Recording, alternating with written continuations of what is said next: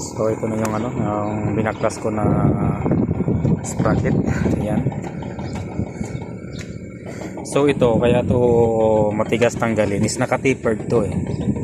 Naka-tapered yan. Kung mapapansin niyo yung spline niya dito maliit, pagpunta dun sa pinakadulo lumaki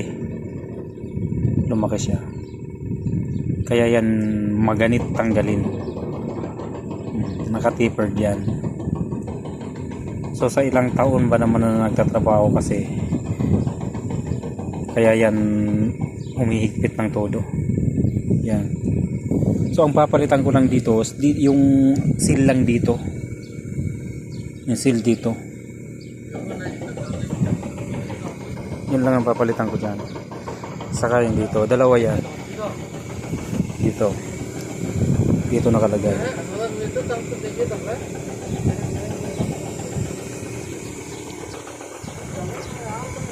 Yan. So yan tapered yan oh.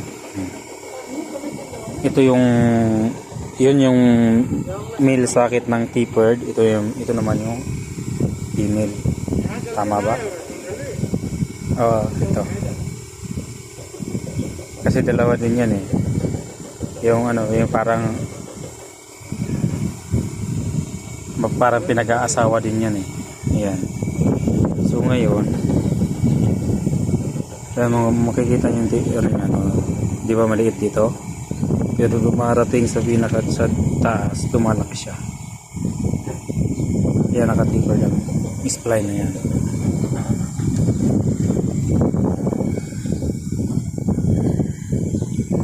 Dalawa yung papalitan kito. Dalawa ito, rubber dito, saka pang outer, in saka out. Ito yan, ito yung sira, ito yung bago. Ito yung papalit, ito yung papalit ko na rubber. Tapos ito yung isa.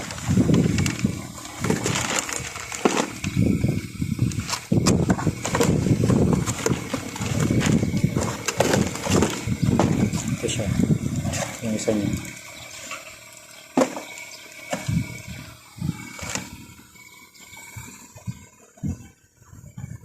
Abay, clean miya bay. Soup bay, piturap. Bari na da rubber ji maiji ada sida. Piturap so.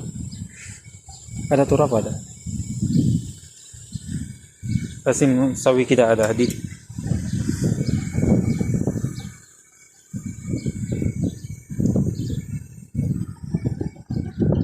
So sige po mga lods, ikakabit ko lang dito ngayon. Pagkabit ko naman dito, lagyan ko dito ng hook, kadina, ipabuhat ko sa loader o bako, sabay salpak.